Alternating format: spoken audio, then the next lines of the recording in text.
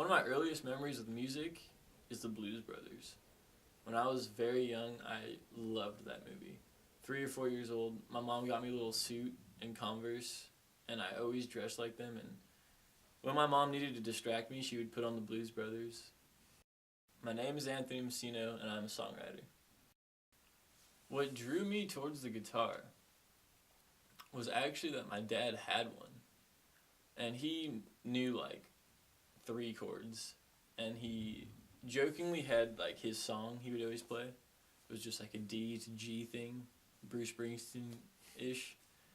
That guitar just ended up sitting in the corner for so long, and like I said, when I met those kids in middle school, and they had guitars and they knew how to play them, I was like, well, I have a guitar at home. You know, my dad has a guitar, and he had this little like book of chord diagrams.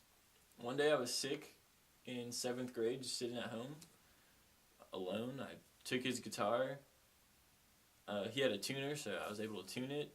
I just started flipping through that book, learning the basics, started writing songs based on 2 chords. But yeah, what drew me to the guitar was that it was just around, and that the kids I met were playing it. That was all they knew how to play at the time, and I just wanted to be like them. I grew up listening to rock and roll. As I got older and started meeting different people who grew up in different experiences, I was opened up to a lot of different types of music. But my earliest influences would be 60s and 70s rock and roll. My dad showed me Rubber Soul from his vinyl collection, and I loved so many songs on that album.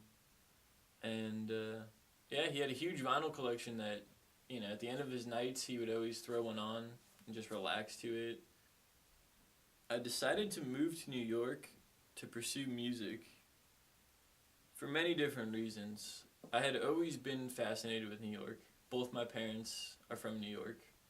And even as a young kid, before I wanted to even be a musician, I wanted to be a baseball player. And I wanted to play for the New York Yankees. Something about growing up in LA, and very much outside of LA, in Hermosa Beach, was that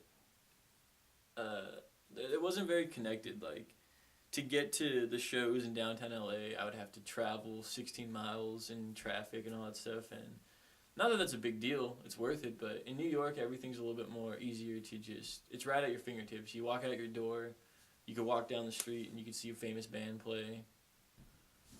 What I hope to get out of my music career is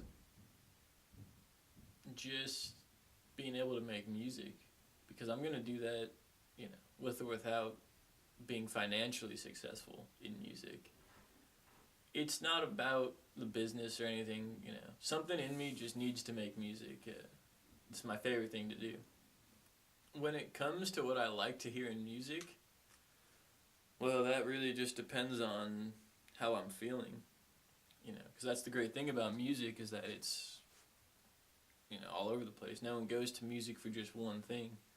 If I want to, you know, if I'm feeling down or I feel like I need to be inspired, a lot of times I'm looking for a good message, good lyrics, you know.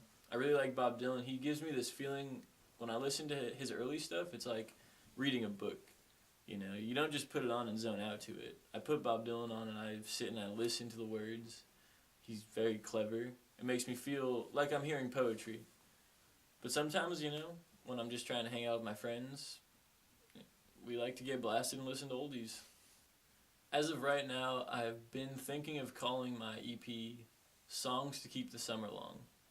I decided to name it that because it's supposed to be a nice, fun, light EP. I've been riding on this crest of nostalgia, kind of. And I don't know. Everyone wants to keep the summer long. This EP is going to be different than my previous releases for lots of reasons. A lot of these songs, actually all of these songs, are more written from the keyboard rather than guitar. And my production's gotten a lot better. I've gotten some new mics. I've learned a lot even since my last release. So it's going to sound better. But also, it's not going to be as serious as some of my other releases, which I was writing in, kind of hard times.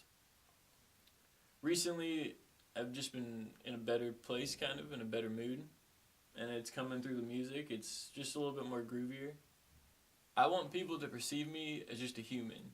I want them to know that there's lots of different things I feel, and that that's going to come through in the music, and that I don't have a formula, and that I don't have a specific sound. I'm always just going to follow my feelings, which I think as a musician, if you do that, you're always bound to be surprising yourself and your audience. I want people to feel good when they hear it. I just hope that they put it on and light up a doobie and relax. The moment that I really felt good playing music was the first show that I played in a band called The Stoop. It was the first show where people danced. We were probably in 11th grade. We had been playing shows to maybe like 5 people, but everyone just sat and watched. But there was this one show that maybe there was 20 people there, and we were like, wow, there's 20 people here.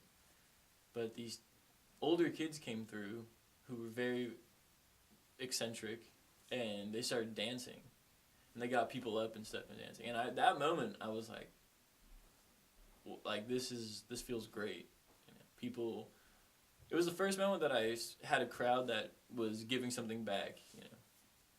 A big thing for me in my music, in general, is growth, and I particularly enjoy bands or musical acts that you look from where they started to wherever they end up, and there's this big growth in all these different phases.